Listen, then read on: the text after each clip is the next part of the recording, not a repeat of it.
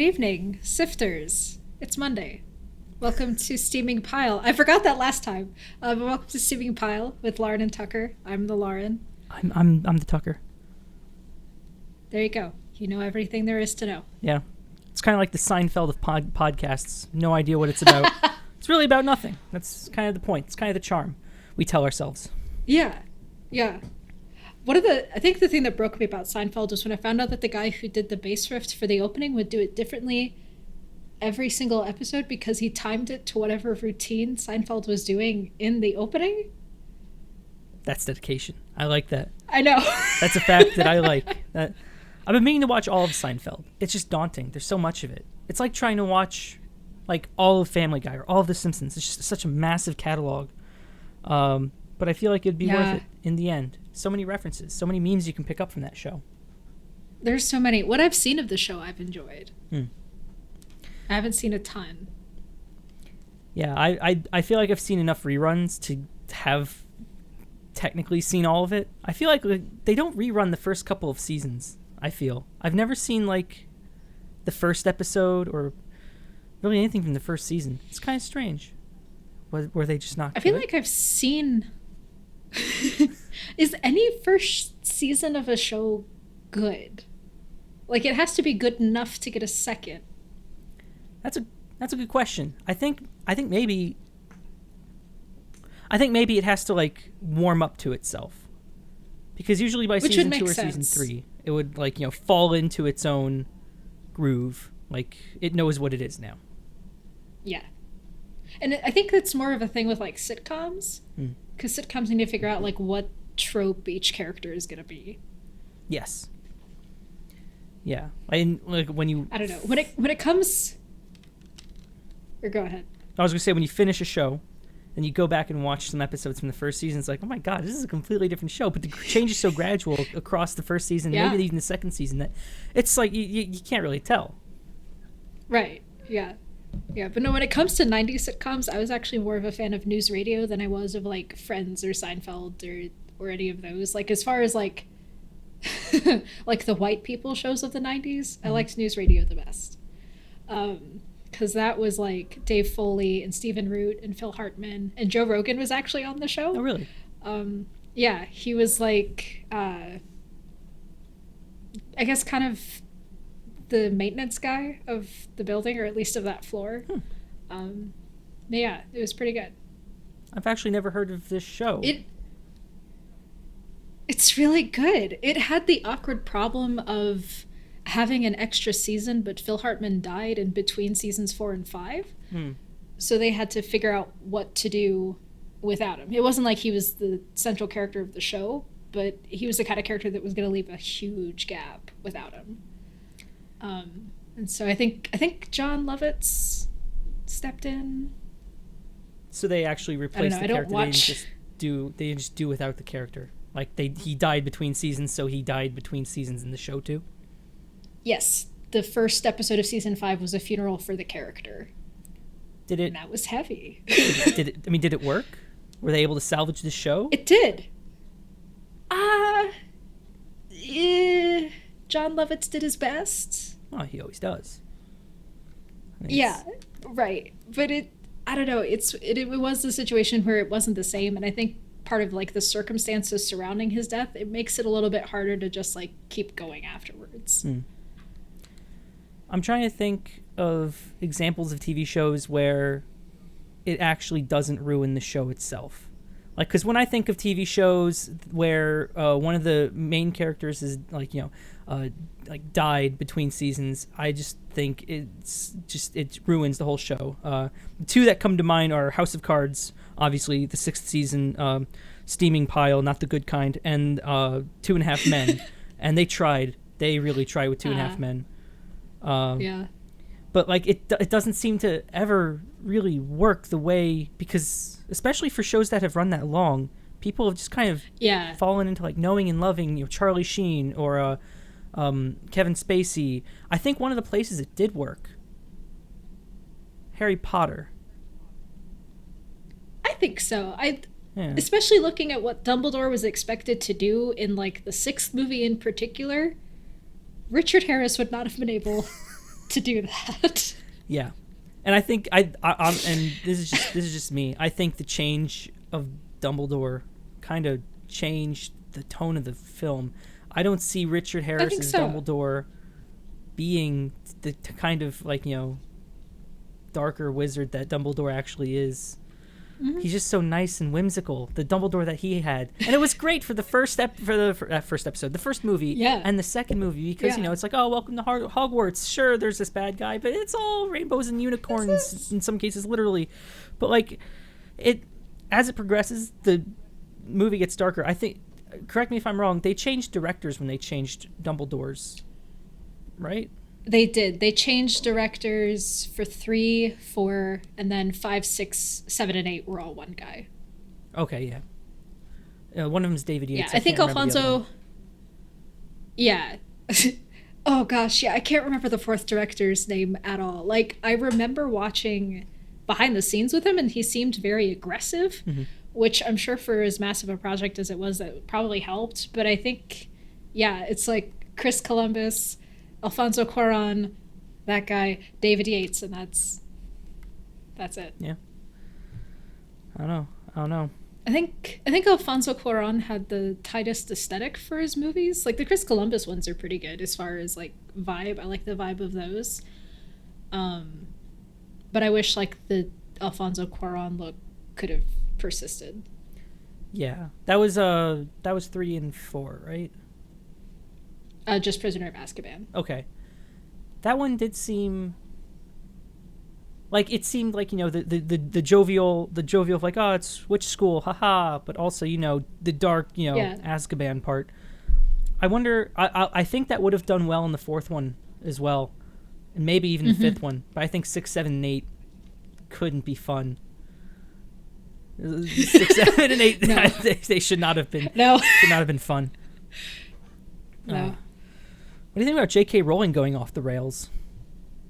Oh yeah, it's. I don't know. The more and more I see like the way she interacts with people now, and the more I see the way like Elon Musk interacts with people online now, it's like after a certain amount of money that you own, you genuinely do not care what other people think. Yeah. But I think Musk and Rowling are in that threshold where they still kind of care. Because they want to be right, and so they're willing to fight with people online. Yeah, I suppose it just there feels like there's a fundamental difference between Musk and Rowling.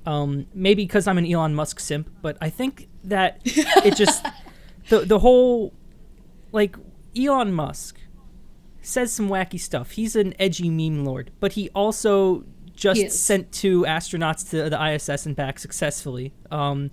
He makes some pretty neat cars, and he digs tunnels. JK Rowling, what has she done? She wrote some cool wizard books that are probably plagiarized off of something, and then also hates trans people. Yeah. I think the one thing that people clung to for a long time was she was the first like billionaire to lose billionaire status because she gave that much to charity. But yeah, no, especially lately where like she has full creative control over everything, and she could be doing like with Dumbledore's representation. It was one thing for her to like announce it after the fact, like, were I bolder then, I would have, but I didn't. But then we have like actual concrete movies she could explore that, and she doesn't. And it's like, well, they're starting to go down that path in the Fancy Creatures? What is it called? Fantastic Beasts. Fantastic Beasts. Yeah. They were gonna, but then they didn't. And so she just says things, and it's like you can't just declare them when you have the power to include them. Yeah. Because I think her last word on the whole Dumbledore Grindelwald thing was like they had a very like passionate sexual relationship, and people were like, or you could just show us any romantic interaction between them at all. Yeah. They're going to backpedal in this 3rd Fantastic Beasts film. Not that it's going to be like good. The second one wasn't great. No, the second one was not great. I wasn't even a fan of the first one. Call me crazy. I'm not the biggest fan of Eddie Redmayne, who I believe is the lead character, right? Yeah. Because that was the thing.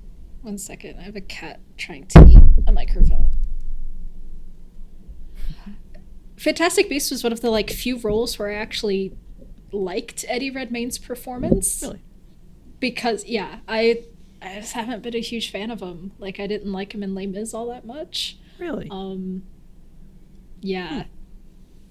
Yeah. I couldn't get over his voice and the haircut and his expression. I don't think there was a flattering haircut, which didn't help. Yeah. But Fantastic Beasts was one of the few times I actually have enjoyed Eddie Redmayne. But no, the first mistake with the Fantastic Beasts movie was having Colin Farrell play a really cool bad guy and then swapping him out last second. That was dumb. Yeah.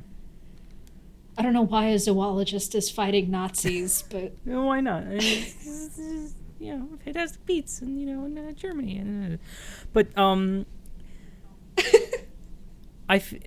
was really, because I watched Fantastic Beasts and I was expecting, one of my favorite scenes from the original Harry Potter films is Voldemort versus Dumbledore and toward the end of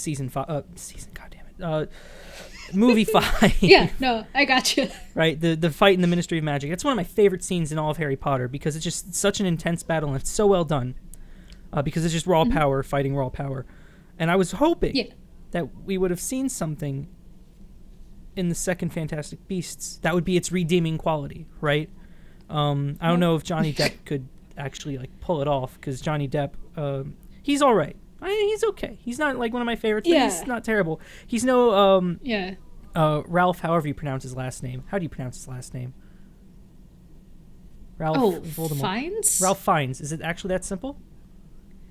I think his first name's Rafe. Oh, that's just the one. Him. Rafe Fiennes? Yeah. He's not at that level, but he might be able to pull it off. I don't know if he's going to be able to pull off like a epic battle of that proportion. I was hoping because we all know that's where it's headed. If it's not, that's going to be very disappointing. I think so, because I think at the end of the second one they were like, if wizards don't join Wizard Hitler, wizards are going to let World War II happen.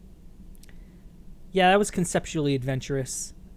I get the whole Wizard Hitler thing, but then the rest of it just kind of, okay. Yeah. I don't know. It's very interesting though, the whole like Wizard Hitler idea, because that's something I guess Grindelwald is big in. Voldemort. Oh my God, they're the same movies essentially. Yeah. Well, because that's. I don't know. For some reason, when people try to make prequels, it's so hard to make it not just a repeat of the first one. True. But it's really interesting. These movies, and I guess by extension the books, I've only read the first 4, and that was long ago. I assume they're close. But I can only, like, it's weird. JK Rowling is like, oh, yes, we want, in the wizarding community, full-bloods, half-bloods, mudbloods, they're all, more or less equal. Unless they had a sex change, then they're not people. It's such a weird line to draw, right? Like, yeah, it is. I don't know. I don't get it. It's a very strange line. J.K. Rowling. Yeah. I also just, if I had that much money, you would never hear from me again. Yeah. Why? I would vanish. Yeah. Don't interface with the plebes. Don't. Just don't. Yeah. Not worth your time. Not worth your time. Yeah. The influence is too great. There's like a point of critical mass where your influence is big enough that you just have to leave. Yeah. But also, I mean, or you could just buy a media company. Yeah. Yeah. That's what people do with a lot of money. What's his name? Bezos, Bloomberg. Has Bill Gates? I think both, honestly. I would be shocked. Well, I mean, Microsoft makes games, I guess. So kind of. Oh yeah. He probably owns something somewhere up the chain. So they're trying to buy TikTok. Microsoft's trying to buy TikTok. That's that was their next thing. That's going to be interesting. Wanted to get. That's going to be interesting. Everyone's going to love Microsoft because they're going to save TikTok in the U.S. Okay. I mean, sure. Whatever, whatever stops the outflow of private data. I don't know. Do we trust Microsoft? No, I don't. I don't trust anything anymore. But it's also like at this point, it's all out there. Yeah. So at some point, I will probably like do a big wipe and just erase myself from existence. But then, like, my face is in government databases. They know who I am. It's already too late. Yeah. Yeah. Like from years ago, I've decided that one company, I would pick one, and they would know everything, and then I would be really, really selective with the others. And I picked Google. Google knows everything about me and more. That is the one service I use for everything, right? I don't use Amazon. I don't use like Microsoft or any of that kind of stuff. Like I use Windows. I buy stuff from Amazon, but I don't like use their more personalized services. Sure. But Google, I'm a slurp, so I gotta. All of my devices are triggering because I said the magic word. No, stop. But yeah, and it seems like one of the better ones, I think. I mean, has Google done their share of sketchy things? Well, sure, yeah, but they haven't done anything bad like with my data. So, what are they going to do? Target ads? Oh God! Oh no! So. Yeah, I don't know. The only thing that I know that they've done is they removed like "Don't be evil" from their statement of purpose or whatever it's called. But that's why. Why would they do that? That has like no I don't know. Legal implications. I don't know. They just did. I could be wrong, but I feel like that's a thing they did. There's no way to prove "don't be evil" in court, so if removing it does more harm than it does harm, adding it does nothing. Yeah. It's not legally... Okay, all right. That was dumb of them. I remember when that happened, but I forgot until just now that it did. That's so dumb. Why would they... Yeah. Okay. Who knows? Why does... I don't know. It's only a matter of time, though, for Google to have a leak. I mean, they haven't yet. Oh, yeah. It's bound to happen. Every once in a while, I'm like, I should probably divest some things from these services. Oh, yeah. I'm very close to like going back to the old school, write on a sheet of paper what my passwords are. Just because I'm like, that's how I'll remember them. Mm-hmm. And that's how I know they aren't stored by anything. I could pay for like a password storage thing. I just don't. Yeah.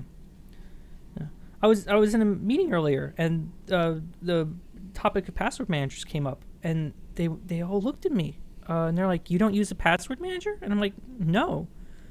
And they're like, "Are you like anti-password manager?" And I'm like, "I guess not, but it does seem kind of sketchy to have all of your passwords stored in one place, and that just happens to be on the cloud. Like, it just, of all the things to put on the cloud, I feel like your passwords should not be one of them. At least not all in one place. That's bad." So, I don't know. Yeah, like I get the convenience of them. Oh, yeah. But if it's one password to get all of them, and that's where like two-factor authentication is supposed to be like the thing. Mm-hmm. Big fan of two-factor auth. That's safer, ostensibly. Yes. Yeah. Yeah, I don't. Two-factor auth has saved my accounts a couple of times. I don't know how it could be defeated unless I was tied up and they made me unlock my phone. And that scenario is very, very unlikely, I hope. I don't know who I'm pissing off every day, but it's probably not going to happen. So I'm not too worried about it. Yeah. Because and the phone's a good choice. I see like people with tiny little hardware security keys that you plug in a USB and it authenticates with your browser, which is, I guess, technically more cryptographically secure, but it seems easier to lose, which I guess is just one con and a sea of pros. But I don't know, for the average person, I think two-factor auth, just locally stored on your phone, it's probably good enough. Yeah. And I go back and forth all the time on like, it's all security theater, it doesn't actually matter. And no, it does matter. It's just, I don't know, because on the one hand, it's like if someone is determined enough, it doesn't matter how much security you have. Yes. They'll figure it out. But at the same time, something is probably better than nothing just because of people who don't care that much. It's at least a mild deterrent. Yeah. Yeah, like, I mean, it 100% deters against bots. Because you can find passwords online. It's not hard. People make it easy. Yeah. I've gotten emails where my plain text password is the subject, and they're trying to ransom me for Bitcoin. Yeah. Oh yeah. Yeah. No, I definitely watched someone else walk through that. Mm-hmm. I want to say it was Swell Entertainment. They had a video on like password scams. Yeah. It's just real spooky because it's like, how the hell did you get this? Who? First off, and this bothers me to no end because what I work on is a system that stores passwords, right? So it bothers me to no end. Oh. Who stores passwords in plain text? Who does that? I don't get it. I don't understand why anyone ever would think that's a good idea. It's so not. It's so dumb. It's so bad. Yeah. Yeah. Like, there are obviously better ways to do it than, there's some weaker encryption and some, like, better encryption. But even weak encryption, it's better than no encryption, which it's terrifying because you don't actually know when you sign up for a website. And it's not using like federated login, like, sign in with Google or sign in with Facebook or things like that, and you set up a username and password. You have no idea how that's written in the back end. You have no idea how they're actually saving that text. Ooh, that's a good point. Yeah, and that's spooky because maybe they're using it's unlikely nowadays they're storing it as plain text because that's dumb. I mean, maybe they're saving it as a unsalted MD5 hash, which is actually, as computers get better, it's getting increasingly easy to just brute force and crack those. In fact, I'm pretty sure there's a non-brute force crack for them now, which is really scary.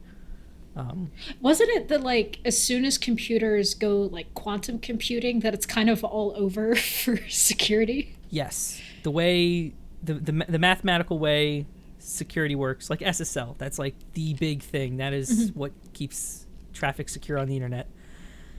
Once quantum computing happens, then you'll be able... The way I understand, I don't know quantum computing very well, but you have this encrypted stream of data, and you run it through a quantum computer that's capable of basically brute forcing that. And for computers, that's impossible to do in any kind of timely manner because, let's say you're using like a 248-bit key. That's going to take billions upon billions of years. Quantum computers can test all of them at once. And you get really close to the correct answer and then get the correct answer. That's nerve-wracking. There's got to be... Well, okay, I'm not totally convinced we'll get to quantum computing in our lifetime. Like actual generalized quantum computing. It may be that, like, major systems have it, governments and things like that. But regular people, debatable. But there's got to be some kind of analog, quantum-resistant encryption. I'm not sure what that would be. Would that be more, like, physical-based? I feel like it would have to be. But I don't know. If it's, like... I feel like even if it's fingerprints, couldn't they just, like, generate fake fingerprints that would get close enough? Yes. Because you store the fingerprint as a number essentially, and it's just the same kind of key. So yeah, I don't know nearly enough about quantum computing, but it seems like there would have to be some kind of analog that quantum computing would take an unreasonable amount of time to compute. in terms of encryption, and I feel like it would have to do with some kind of weird physical property. But I don't know. It's hard to say. Yeah, it's spooky. It's spooky. A lot of spooky very. stuff. And like you said, people are just volunteering information all the time. Like when you go to a place where there's some some minor risk involved, and they make you sign a waiver, and they ask for your birthday so that you know that they know that you're old enough to like sign the waiver legally. People write their real birthdays. I write my real birthday because it's just off the top of my head. Reflex. It's just, yeah, it's like why would you lie about this? But also, why would you tell the truth about this? What do these people like a trampoline place? Why do they need to know what my birthday is? Like my real actual birthday. Yeah. For special birthday offers. Oh well, I mean, I could they could get close. Sure. Yeah. You know, I can get the email a week early. Whatever. I'm still not going to go. Right. Well, because, like, especially with, like, the TikTok thing, everyone was, like, freaking out of, like, you know, they have your face. They have all your information. And my boyfriend actually was the one to point out, like, you have a driver's license. Mm-hmm. They know what you look like. They have all of that information already. Yes. Does that mean you have to play fast and loose with your data? Absolutely not. Mm-hmm. But... you're not exactly a secret. Yeah. Yeah. And I don't know, because then there's this part of me that doesn't care who knows who I am. It doesn't... I don't... Yeah. I don't care that Google is able to target ads towards me. In fact, I could make the argument that it's better. That I'm seeing ads for things that at least vaguely interest me. That I believe in myself. That I have enough willpower to not impulsively buy things that some algorithm thinks I want to buy. Which is mostly true. But it seems to me like the panic about data tracking and, like, you know, big data is severely misplaced. I don't care that ad agencies have this large volume of data on me, but I do care that, you know, there are these companies whose sole job it is to aggregate this for, I guess, more malicious clients. The most benign of which I believe would be scam callers. Yeah. Yeah, and this is all I went through while watching Enemy of the State, because that kind of thing just freaks me out all the time. I think I would be fine with it if there was more of an opt-in, but because you have to go through so much work to opt out, that's where it gets annoying. Yeah, and that's where it gets frightening. Yeah, it could be easier to opt out because they all have to do it by law. Just let us opt out, guys. Come on. Yeah. It's what are you actually losing? One person's click-through rate. You'll be fine. Yeah. And I don't think it actually deters the people who would go out of their way to opt out. The slight difficulty they add to that task. People who want to opt out are determined, right? Like. Yes. Yeah. Yeah. Yeah. I've seen people who talk about, like, claiming they're not interested in ads to the point where they're getting just the weirdest promoted stuff. Mm-hmm.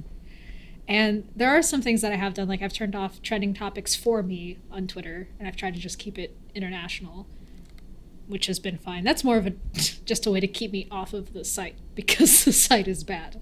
Yes. Yeah. Yeah.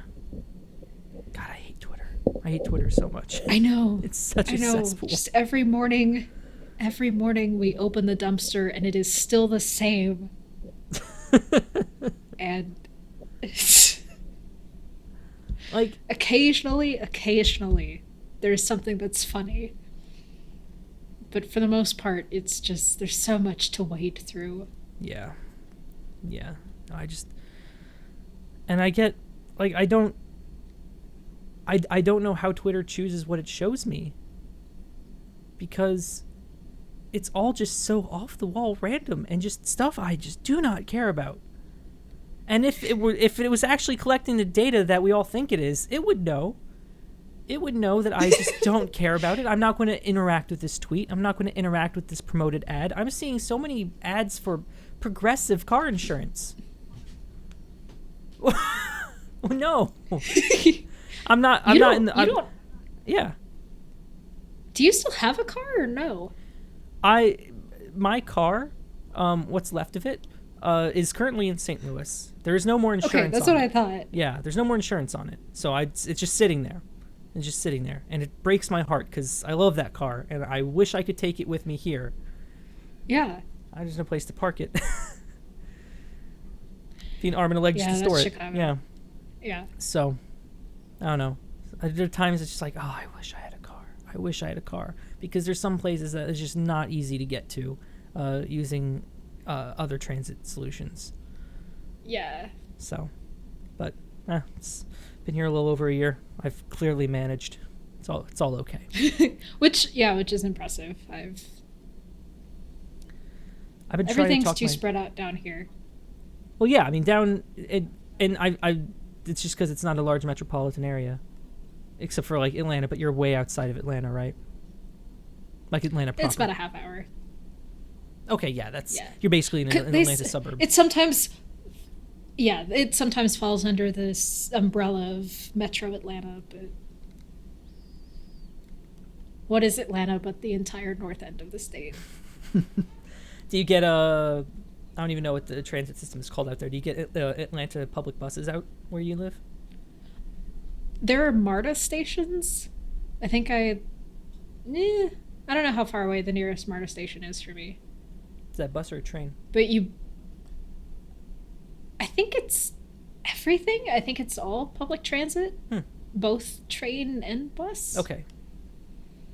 Gotcha. I've not used it yet, so I don't know. Okay. Anytime I've gone to, like, into Atlanta proper, I've always driven. You have a car. I've had decent. Yeah. It's been a decent enough time. Yeah. Because driving in Atlanta actually hasn't been too bad. It's Nashville that I don't like driving through. Oh, Nashville. Oof, Nashville. Yeah. Yeah. 65 is awful.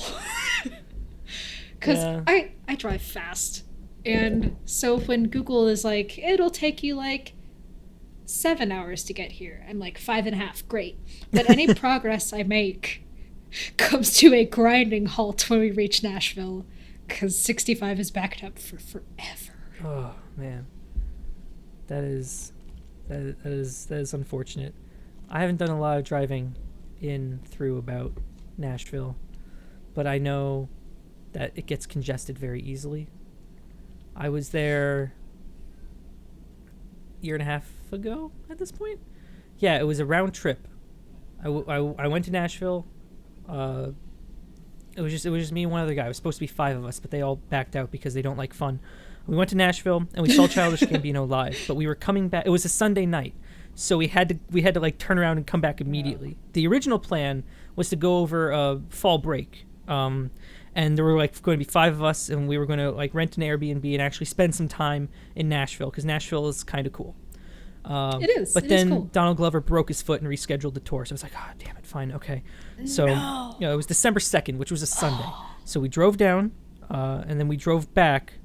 Coming back out of Nashville on all the main roads and highways, it was frightening because there were so many cars, and it was like 11 o'clock at night. It's like, what are you people doing? It's Sunday. Go to bed. Yeah. Yeah. Yeah, that's how it is. Yeah. Oh, but then the state roads. Oh, I love driving it's at night. Bad. So it just well, it was 8 hours. 8 hours of driving, well worth it. I don't know. Donald Glover. 8 hours is, well, for Donald Glover, of course, but 8 hours, that's like right at the threshold of enough that it's worth driving. Yes. I mean, here, there's always the option to rent a car. Well, yeah, if you're like a part of the 1% or something. Yeah. Like there are even some car companies, like the last time I rented a car, I think I've only rented a car twice. Once it was on Groupon's dime because I was going back to Rose, but then the second time I was going back home because I didn't want to take the train because I didn't want to bring any kind of infections home to my mother. So I'm like, I'll just rent a car and go home, because, I wanted to see her. She's like double immunocompromised because she got a kidney, so they, really suppress you. So they, so I rented a car. It wasn't terrible, but what really just frosts my flakes is that when you have to take it back at a certain time. You take it back when you say that you're going to take it back, right? And I said I was going to take it. I was going to be back at 10 p.m. Some night. And I got back to Chicago kind of early. I'm like, okay, what am I going to do with this car now? And I was just so rammy. I wanted to return it. So I went. I ate dinner. I actually went to Steak and Shake because I hadn't had Steak and Shake in a while. And there was one by the airport. It's like, great, okay. So then I brought the car back at 9:15, and they charged me extra because I brought it back 45 minutes early, which is the biggest dick move I think I've ever seen in my entire life. Like, late I get, right? Yeah. And it was only $10. Yeah. But for Pete's sakes, why? Actually, I think... Like, you've already paid to rent the car. Yeah. There was nobody there. It's not like bringing it back early would screw them up logistically. There were no people there. I just left the car. It blew my mind. That's absurd. A little bit, yeah. Oh, God. That's dumb. I don't know, but I like driving, so I'll definitely do it again. I just try to avoid it because it is kind of expensive, especially because I'm under 25. So. Yeah. But no, I like driving. And my car is old enough that it doesn't have an aux cord, but new enough that it has a CD player. So I try to, load all of it. Yeah. So that I have music for however long the trip is. Yeah. I've experimented with, because my car is similar. It's too old to have an aux cable, but too new to have one of those tape players where you can put in the tape and plug your phone in. Yeah. And I like CDs, but I don't own a lot of pre-burnt CDs, and just burning CDs is kind of wasteful if your taste in music just changes so frequently. So I've experimented with FM transmitters, and it's okay. The cheap ones are really bad. They're hilariously bad. Oh no. But you go up a couple price elevations, and then they start getting really, really good to the point where going any higher is pointless. There's such a weird, wide gap. I don't know. Huh. Yeah, I have a ton of pre-burnt CDs. Assuming you mean CDs that actual record companies put together. Yeah.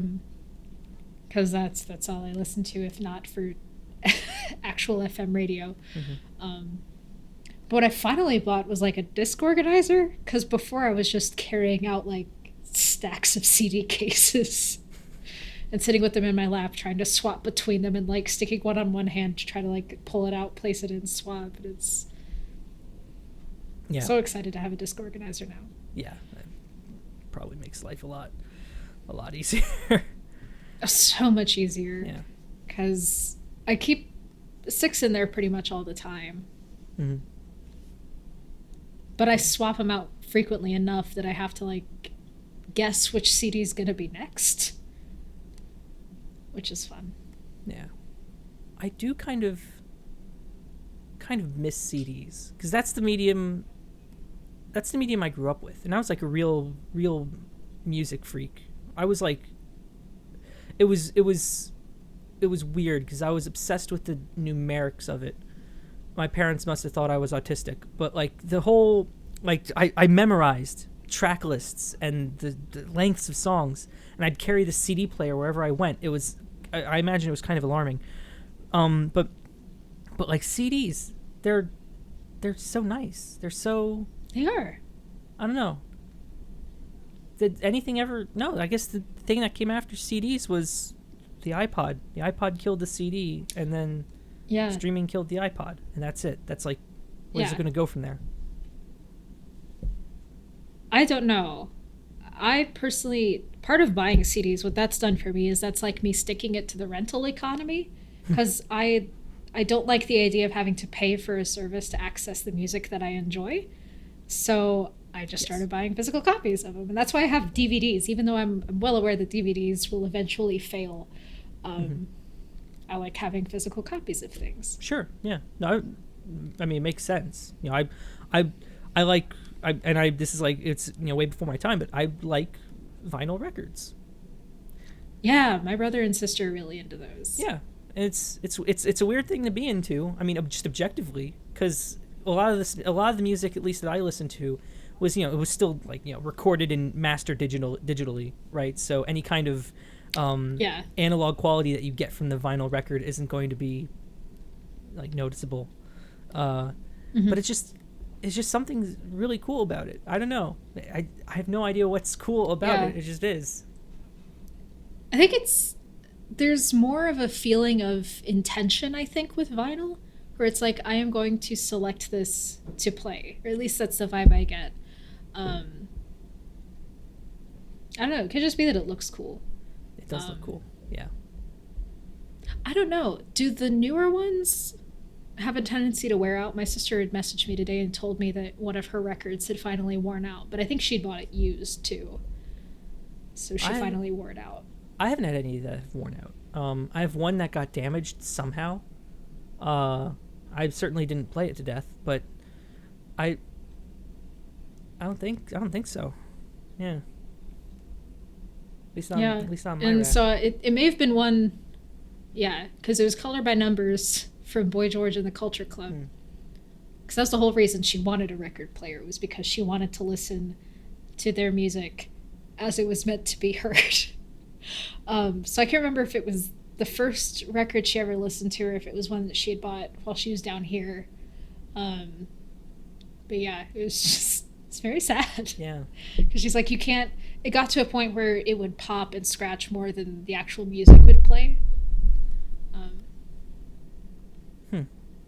That's a shame. And that's one of the big problems with vinyl. I guess really any physical copy, but vinyl specifically, it's so easy to damage. Yeah.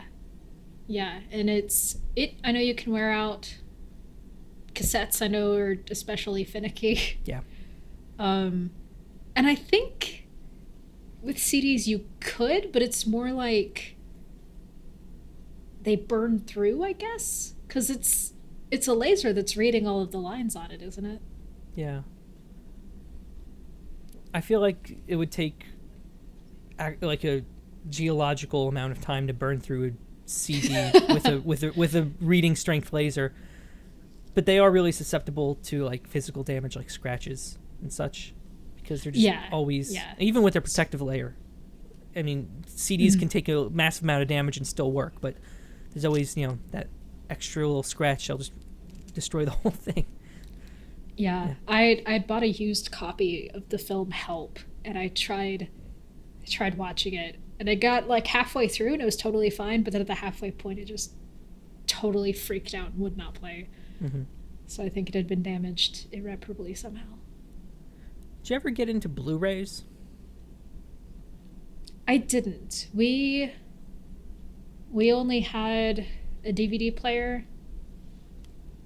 And I think with Blu-ray, it was never fully clear if it was going to replace DVDs.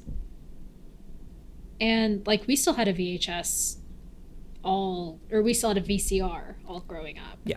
And I think my parents still have the VCR, in fact.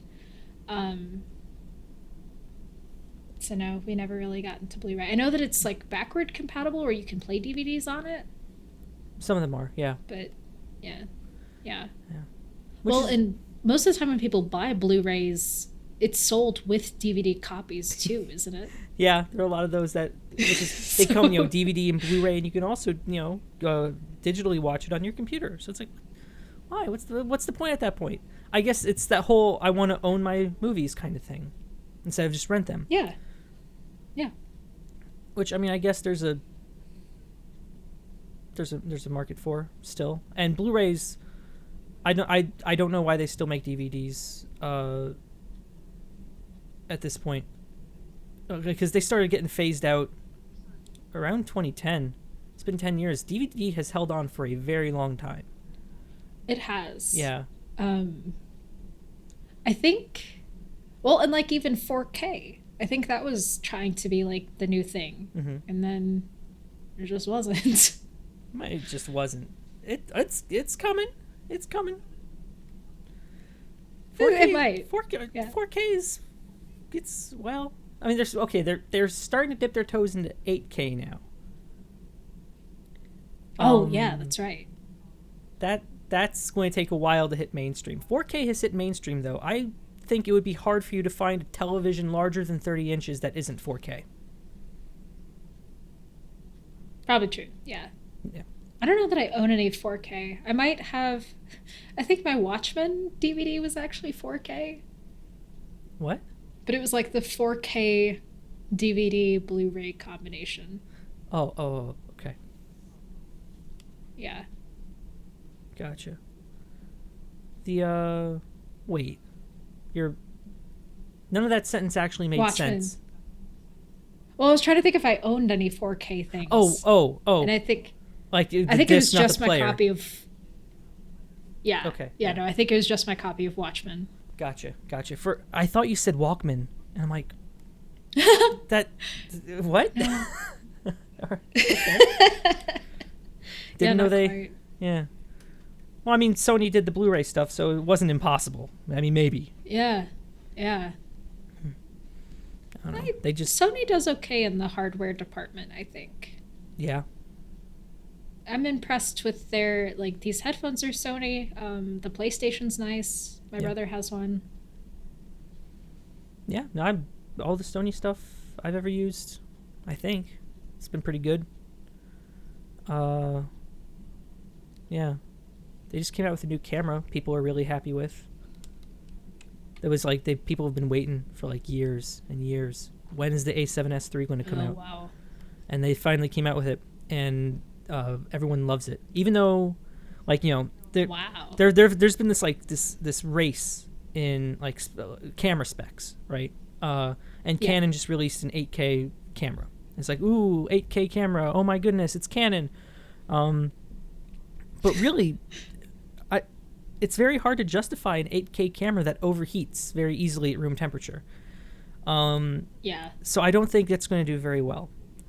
And then Sony's like, well, here's this camera. It only does 4K at 60 frames per second, but that's really all anyone wants. Like, that's what, for people, for the target of this camera, right? Like, think of the kinds of people who, high-end vlogging, wedding filmographers, people like that, right? That's who this is targeted for. Yeah. They don't want to deal with massive files. Yeah. Right? I film at 6K and I have a problem. I can't even begin to imagine what 8K is like. This is why I film with my phone, because I don't know what any of that means. Well, I mean, are you running into a space problem yet? Because you film more than I do. What do you keep your source footage? I put it literally on like flash drives. Okay. And occasionally I'll get another flash drive and I'll take all of the footage from one, I'll transfer it to the next. We keep going. Okay. Yeah. Yeah. What do you record at, like, resolution wise? What is your phone set to? That's a good question. Because I know you upload in full 1080p. I believe. Yeah. I'm pretty sure it's what you export at. Yeah, the video size is 1920 by 1080. Yeah, okay. So yeah. Yeah. Yeah, well, and when I did my Along Came Polly review, I wasn't sure how long I was going to film, because at the time my phone only had storage for like a half hour. I wasn't sure how long I was going to talk, so I used my actual video camera that I originally got like back in 2009. And it shows some guy commented that it made him feel nostalgic watching it because it looked awful. And I'm like, yeah, because it's old. But that's like not bad, because you will always have space for that kind of thing. Recording at 1080p, it's not terrible, right? It's you can store a lot of 1080p footage in a little bit of space. I have a lot of hard drives in this place. I'm migrating to the cloud. I'm having issues. It's bad. It's bad because I keep all my source footage, which before wasn't a problem because I would film in 1080p, I would film in 4K, and now I'm filming in 6K RAW. It's horrifying. Each of these projects is half a terabyte, and it's so terrifying knowing that it's just going to end up being what? And it takes forever to upload to the cloud because I have terrible upload speeds here. Oh yeah. So it's a problem. It's a problem that I have to solve. I would lose it. I would absolutely lose it. Like, it'll take like 5 minutes to transfer my raw footage to my desktop. Well, my laptop, it's not even a desktop. It's still the laptop I used in college. Yeah. Yeah. And that's honestly for video editing, that is a pretty good computer. It is. Yeah. I am happy with the laptop. I edited First Date on the Rose laptop.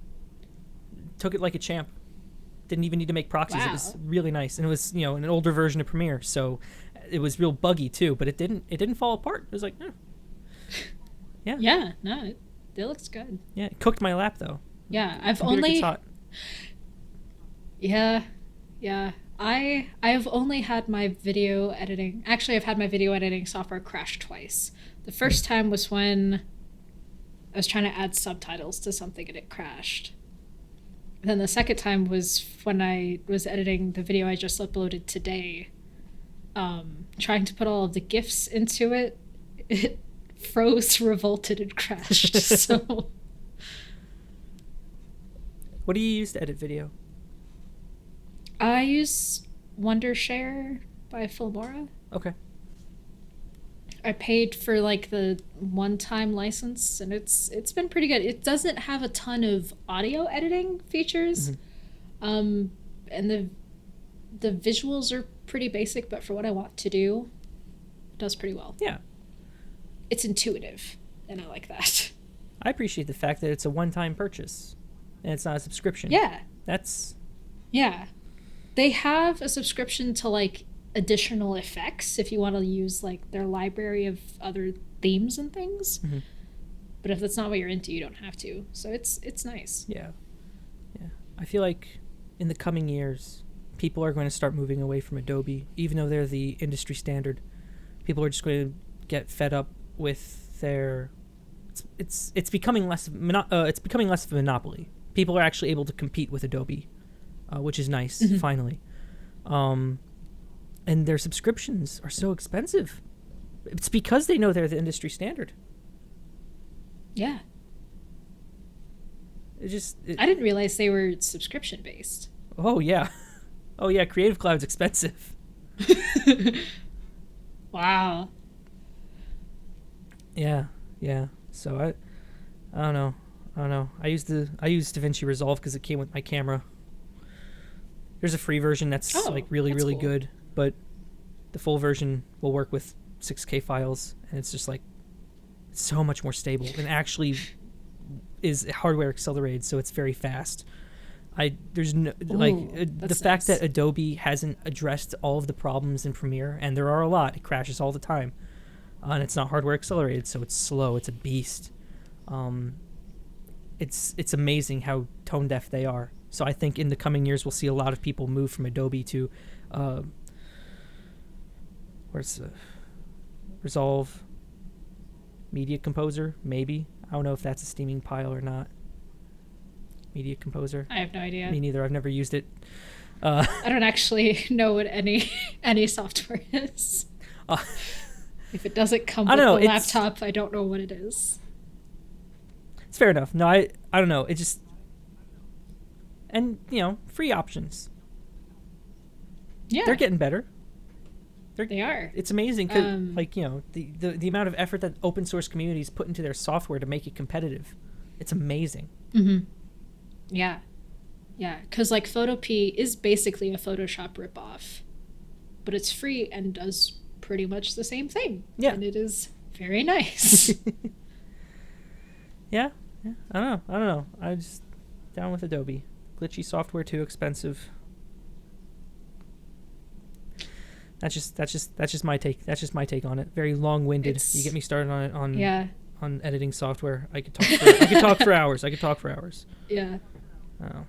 Yeah, it's so hard to find a good thing that's inexpensive but still good to use. Yes.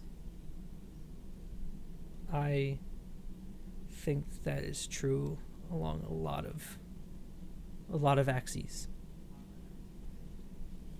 Yeah. I don't know.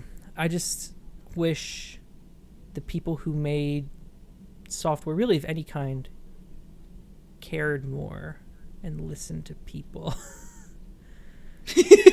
Right? Like, I mean, it's amazing. I can't imagine how a company can be so tone deaf to the desires of their users when literally all software is it's designed to make tasks easier for the people who use it. So why not listen to the people who use it? I don't know. And that's the problem. It's not just Adobe's problem. A lot of software just sucks. Oh yeah. Yeah. I think part of it is just bureaucracy, because you have to like propose those changes and you have to bring them to a meeting to decide if it's worth doing, and then you got to put it on the roadmap, and then you got to get to development teams. Yeah. The dogma of software management is another thing I could talk for hours about. I resent it. There's some parts of it, if you could pick and choose, yeah, it's nice, but being so just rigorous about it, there's no in a lot of cases it hurts more than it helps, but that's just my radicalized view of it. I don't know. I'm quickly learning that I don't have the capacity for like corporate America, because I get very upset with jargon and I get very upset with like internal development, and I'm like, I can't take it. The memes are real. They are. Yeah. They are. Well, because I came to the horrifying realization that like, were I this age in like the 90s, I would have been a slacker, and I don't know how I feel about that. Yeah, you gotta embrace it. The 90s were 30 years ago. Were they? Yeah. Oh, they were. Yeah. Oh. Not like that. Because we were born in the 90s, no? like late 90s, but we were. It's still, we're in that decade where we will turn 30. I don't hate it, but I do. Yeah, it's like, okay. It's like, I can't stop it, but also, yikes. Yeah. Yeah. I had the weirdest thought. It's kind of a depressing thought. Like, I was thinking about, like, how, like, young kids during the pandemic, kind of fortunate because they're like, oh, it's all weird and cool because you don't have to go to school in the normal way, so it kind of breaks up the monotony. And then old people, like, they're watching this, but they've already had a chance to experience regular normal society, and then I thought, well, I guess it's okay because I would have wasted my early 20s anyway. And that hit me like, whoa, why did I think that? And then it occurred to me that not a whole lot, other than working from home, not a whole lot about my life has changed. And it was one of the most depressing thoughts. Yeah. No, where I was like, not a lot has changed. But now I'm to the point now where I'm like, no, this is miserable. And I feel miserable. Yeah. Let's, can we just, like, stop it? Maybe let's just for one day, no masks, large crowds. Let's see what happens. Let's just see what happens. Yeah, we'll just do a Woodstock. Yeah. Where clothes optional, drugs free. Then, I think it's what we need. That, death rate increases, cases increase.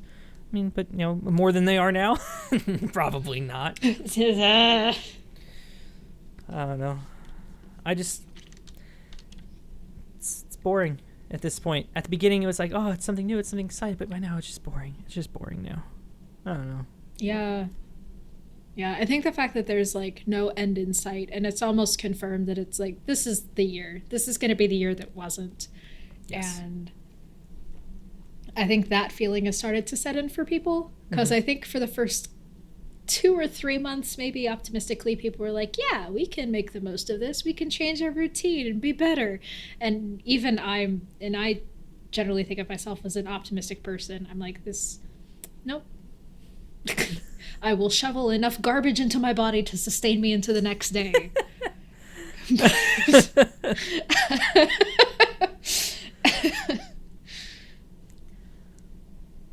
I still think people are laboring under the assumption that this is going to be over in a month. Oh, yeah.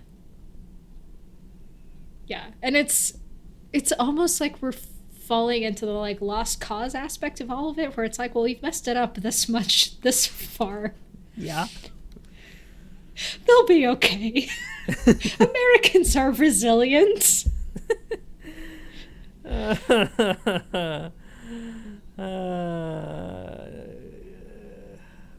no. I was just... We're not. Yeah. But it was a nice romantic notion. Like, oh, we'll be out of this by midsummer. Everything will be nice and happy. Yeah. We'll all join hands on the beach and sing Kumbaya. And that's just... I mean, people are still doing that, don't get me wrong, but it's making things worse. Yeah. It's like we're all standing in our apartment at 3 a.m. singing Helter Skelter. Yeah. It's... Not a fan. Nope. Yeah. But we are a fan of that sponsor, aren't we? Oh, today's sponsor. Lauren, do you like to cook? Tell me about your cooking habits over this pandemic. Eggs, lots of eggs. I have a non-stick pan. It's very nice. Oh. So it's been primarily eggs. Yeah. Nice. Well, I mean, watching a lot of yeah. Well, I mean, today's sponsor has, it's tangentially related to cooking. Oh. But it's nice that we have a sponsor, right? I mean, it's only our second episode, and we already it's incredible. And we haven't even published the first one. That's true. We're weeks behind. So they just reached out to me, and it's great. Oh yeah. So today's episode. Video. Oh yeah, no, I don't think they would have. Well, maybe. Well, let's find out. Today's episode of Steaming Pile. I'm reading off my phone because they emailed this to me. Today's episode of Steaming Pile is sponsored by Blue Apron, not the ingredient delivery service, rather the fine purveyors of aprons with head holes small enough to asphyxiate. It's a weird product. Give it as a gag gift. Pull a prank on a chef you don't like, or maybe it's your kink. We don't judge. I imagine most of their clientele is from that last category. Use promo code ChokeMeDaddy. Oh, yeah, no, it's definitely a fetish thing. Use promo code ChokeMeDaddy for 30% off your order. If you spend $50 or more, shipping is free. It also says here to warn that it's a choking hazard for children under 3. I don't like that it has that warning. That implies legal precedent. So yeah, Blue Apron. Oh, it does. Yeah. Maybe let's not get sponsored by them. It is a literal gag gift. Oh, it is. Yeah. That's well, amazing. They did the samples didn't get here in time, unfortunately. I would be wearing one now, okay. But I don't know. I think if you're looking for, I would think that it'd be better for a chef that you hate.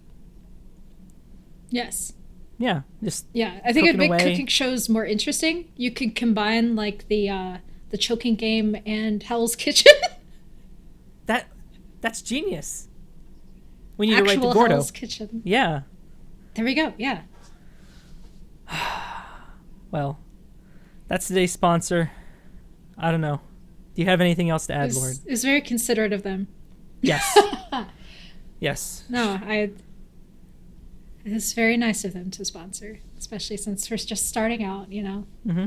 Mm-hmm. Well, when we have a bigger audience, we can like screen these a little bit more. Maybe. I don't know. I feel like, we have a 0 subscriber podcast like us. We're going to get the bottom of the barrel here. I mean, the real Blue Yeah. Apron, are they actually going to... No, probably not. Not for... No. Not for... No. Yeah. But, I mean, the good Blue Apron. The Blue Apron actually worth getting. Because, like, when HelloFresh entered the game, the old Blue Apron, passe. Oh, yeah. This Blue Apron This is... surpasses the old Blue Apron, competes with AdamandEve.com. This is... Easily. Yeah. Adam and Eve would be so lucky to have aprons such as this. They would be lucky. I know. They would be lucky. Yeah. Yeah. They would crash the site. Exactly. They couldn't handle it. Few can. It's true. It's true. So, anything else to add on this episode? This wonderful second episode of Steaming Pile. No, I think we've reached concrete. I think we've sifted through everything. Very well then. You're welcome to close it out. Oh, yes. See, I've had 2 weeks to think about a better closer, but I keep like standing like in my kitchen or in my bathroom and I'm like, haha, congratulations, you're NSA agents. And that's... No. I do like the term sifters I like for that. Listeners because I think that's cool. Yeah. But yeah, no, as far as closers, I've had 2 weeks. It doesn't feel like 2 weeks either. That's true. Ugh. It's been 2 weeks. Yeah. It's just gone. Yeah. But no, thank you very much for listening to us sift through this week's Steaming Pile. We shall see you next time. This has been Steaming Pile. I am Lauren. And I'm Tucker. He is Tucker. That was a delay. I think that's... We'll blame the connection on that one.